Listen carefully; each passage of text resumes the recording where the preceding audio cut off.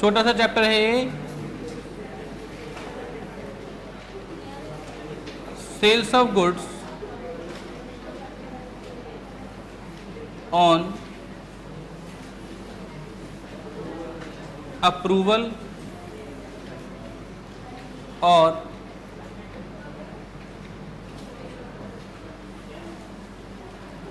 Return basis.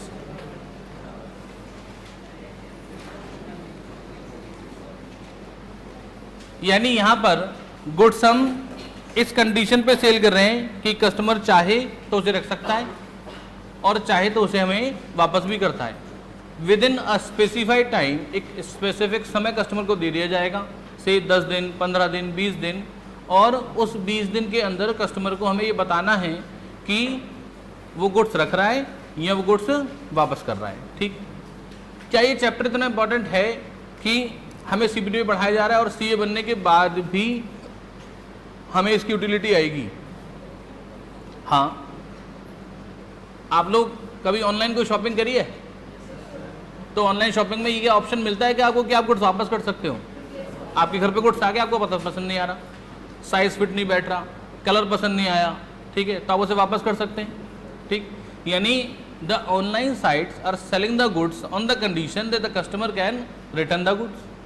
ठीक, इसका मतलब अगर ऐसी जो ऑनलाइन साइट्स हैं वो 25 अब उनका मान लीजिए डिलीवरी टाइम जो है वो 1 हफ्ते का है, इसका मतलब अब हम ईयर के लास्ट की बात करते हैं, 23 मार्च तक जो भी गुड्स उन्होंने सेल किया वो 31 मार्च तक सेटल हो जाएगा। वापस आना होगा तो वापस आ जाएगा, और अगर कस्टमर खरीद रहा होगा तो वो ले लेगा, उसके पैसे आ जाएंगे हमारे पास। ठीक, कैश ऑन डिलीवरी अगर है तो। ठीक, जो गुड्स उन्होंने 24, 25, 26, 27, 28, 29, 30, 31 यानी इन तारीखों में सेल किया, वो गुड्स 31 तारीख के बाद कस्टमर के पास पहुंचेगा। क्या 31 तारीख में जब वो अपना ईयर क्लोज कर रहे हैं, जब वो अपनी बैलेंस शीट बना रहे हैं, तो उस गुड्स को जो उन्होंने कस्टमर को इस शर्त पर बेच दिया कि अगर बिक जाए तो ठीक है, और नहीं बिके, अगर नहीं पसंद आए तो आप हमें वापस कर सकते हो, क्या वो अपनी सेल मान सकते हैं?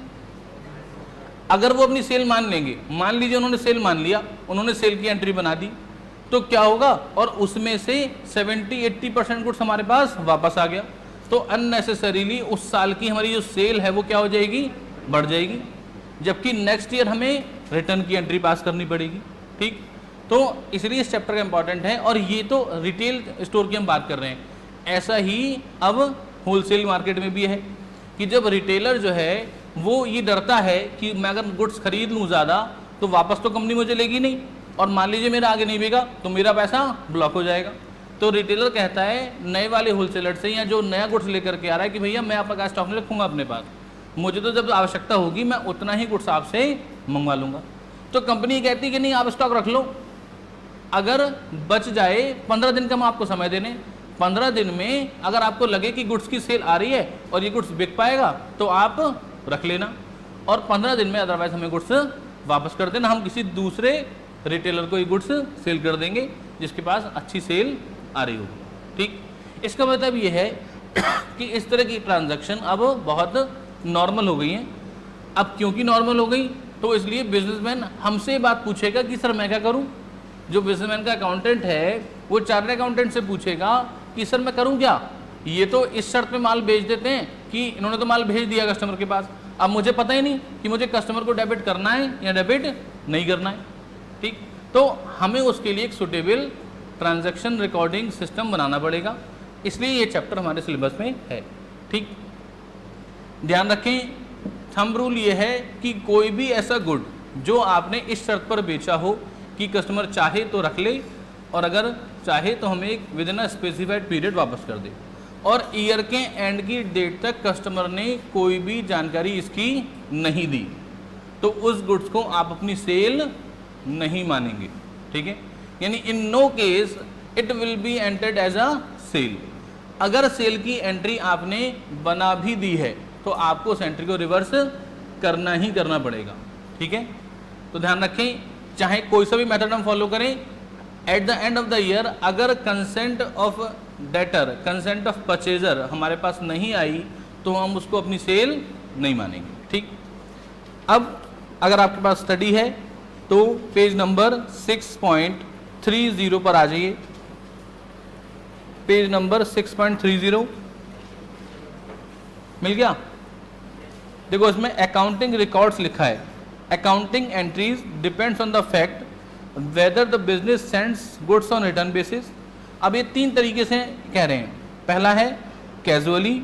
कैजुअली यानी हम कभी कभी गुड्स को इस कंडीशन पर बेचते हैं कि बिक जाए तो ठीक, नहीं बिके तो कस्टमर हमें वापस कर सकता है। दूसरा ऑप्शन है फ्रीक्वेंटली। फ्रीक्वेंटली यानी हमारा ट्रेड ही ऐसा है कि हमें गुड्स को इस कंडीशन पर बेचना पड़ता है, अदरवाइज कस्टमर हमसे गुड्स नहीं खरीदेगा, ठीक। और तीसरा है न्यूमरसली। न्यूमरसली क्या मतलब, क्या हुआ, बहुत ज़्यादा, यानी कैजुअली से थोड़ा ज़्यादा और फ्रीक्वेंटली से थोड़ा कम, ये बीच की स्थिति है, ठीक। अब हम पहले बात कर रहे हैं कैजुअली की। व्हेन गुड्स हम कैजुअली सेल करते हैं। First method, when goods sold on return basis casually. Casually का मतलब हमने बहुत कम ऐसा किया कि हमने गुड्स इस कंडीशन पर बेचा हो। तो at the time of sales, sales के टाइम पर जब आपने गुड्स सेल किया तब आपने क्या एंट्री बनाई, तो आपने एंट्री बनाई debtor account debit to sales. क्योंकि ऐसी ट्रांजैक्शन बहुत ज़्यादा नहीं है, इसलिए हमने जैसे ही गुड्स सेल किया उसे सेल मान लिया, ठीक है, और सेल की एंट्री पास कर दी। Second entry, if approved and accepted by customer. Customer ने गुड्स को अप्रूव कर दिया और हमारे पास कंसेंट भेज दी कि हाँ मैं गुड्स रख रहा हूँ। इसका मतलब ये सेल हो गई या नहीं हुई, सेल हो गई। तो अब एंट्री बनाऊँ सेल की या सेल की एंट्री में बना चुका, यानी अगर हमने सेल की एंट्री बना दी और बाद में कस्टमर ने अप्रूवल दे दिया तो नो फर्दर एंट्रीज रिक्वायर्ड, क्योंकि सेल की एंट्री आप पहले ही बना चुके हैं। Third, if rejected and return bye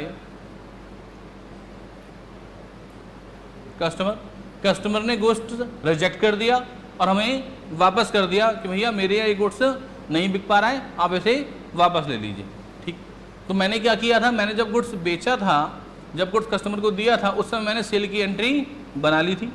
अब ये गुड्स कस्टमर ने मुझे वापस कर दिया तो मुझे क्या एंट्री बनानी पड़ेगी, सेल्स को डेबिट कर लीजिए या सेल्स रिटर्न को डेबिट कर लीजिए, एक ही बात है। बाद में सेल्स रिटर्न भी कहाँ चला जाता है, सेल्स पे चला जाता है, ठीक। टू डेटर, यानी हमने जो सेल की एंट्री बनाई थी उसको हमने रिवर्स कर दिया क्योंकि सेल हुई नहीं, ठीक। फोर्थ कंडीशन क्या हो सकती है, इफ पीरियड ऑफ अप्रूवल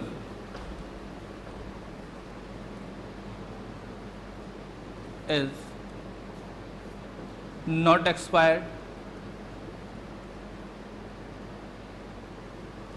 हम गुड्स को सेल करते समय